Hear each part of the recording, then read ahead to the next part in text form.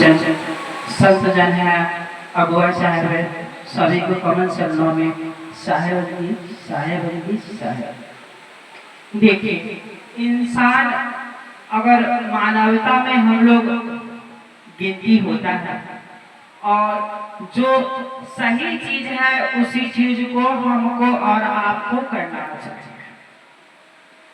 मैंने आया हूँ सत्संग सुनने, सत्संग सुनने हम जो आए हैं, और कहता है कहने मात्र से नहीं होगा कि सत्संग में आए और नाम गिना दिए, सत्संग में आए और भोजन किए और चले। इससे जीवन में परिणाम कभी नहीं आने वाला है, नहीं आया है, नहीं आएगा। साहब कह रहे थे कि कबीरपंथी कहने मात्र से कबीरपंथी नहीं कहला जाएगा।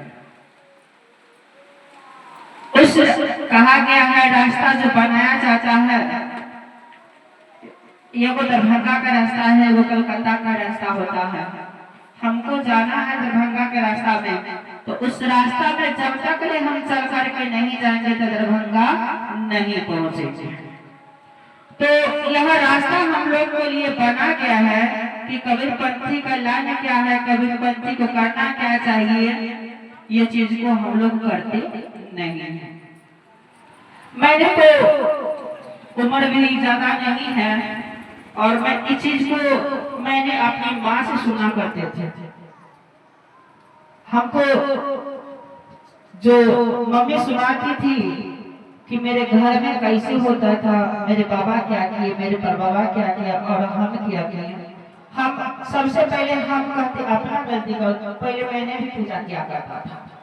मेरे मम्मी माना करते थे कि बाबू तुम पूजा मत करो। मैंने मम्मी को सुना और मम्मी की बातों पर के मैंने ध्यान दिया। कोई आदमी मेरे दूरा पर आया सत में से और बोले कि बुआ आप क्या करती हैं, ये आपके घर में आप खुद चोर बन करके आप डकैती करवा रहे हैं। मैंने सोचा कि मैं तो कुछ चोरी नहीं की है, तो हम कैसे चोर कहला जाएंगे और कैसे डाकू कहला जाएंगे। तो बउआ जिस घर में कबीरपंथी कहलाते हो, आपकी बाबा क्या किए, आपकी माँ क्या किए, आपको पिता क्या कर रहे हैं, आपके पूर्वज क्या किए और आप क्या किए, इस चीज को सुधार लीजिए। मैंने तब समझा कि शायद हमसे जो गलती हो गया उसी के बारे में कहा गया कि चोरी करता हूँ। मैंने इस जीवन में सुना था और मैंने कभी सत्संग में नहीं गया था। एक दो बार कहीं न कहीं गांव में हुआ था तो गए और उतना नजरअंदाज नहीं की। और कुछ क्षण पहले मुलाकात हुआ था अगुआ साहब, अभी तो सरकार बन चुकी है, मेरी रिश्तेदार है, मेरी मामा की समझी हुई मोड़ो से।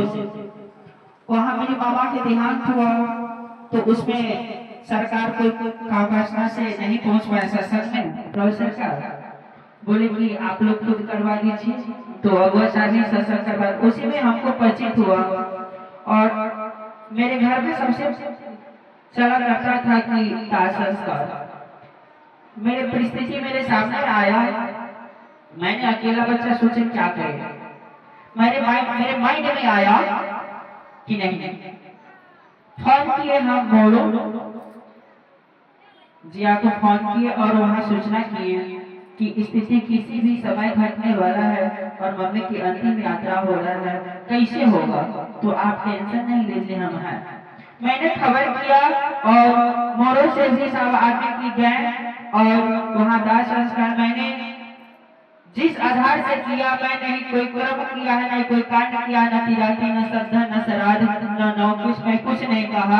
मैंने सुना था माँ का मुख से, मैंने उस चीज को जीवन में उतारा और प्रौढ़ सरकार मेरे द्वार पे गए और सारा हम लोग की हिम्मत बना। और लोग ने कहता है इंसान को जीवन में कोई न कोई सहारा होना चाहिए, कि ऐसा गुरु होना चाहिए अंधकार की ओर प्रकाश, अंधकार से प्रकाश की ओर ले जाने के काम करते हैं, गुरु की काम होता है। मेरे प्रौढ़ सरकार गए और हम लोग को हिम्मत बना और उस चीज को मैंने कर्म कांड त्याग किया, मैंने कुछ नहीं किया। और मैंने ये भी नहीं देखा कि मेरे मम्मी को कई दिन हुआ और 2 दिन हुआ, 4 दिन हुआ कि बुआ सरकार से खबर मिला कि कभी भी जिस समय आपको इच्छा सत्संग कर सकते हैं। मैंने कोई डेट नहीं रखा, मैं कोई एकदम से कहा कि हाँ खाना दिन होगा। मैंने उस चीज को जीवन में उतारा। मैं नहीं कोई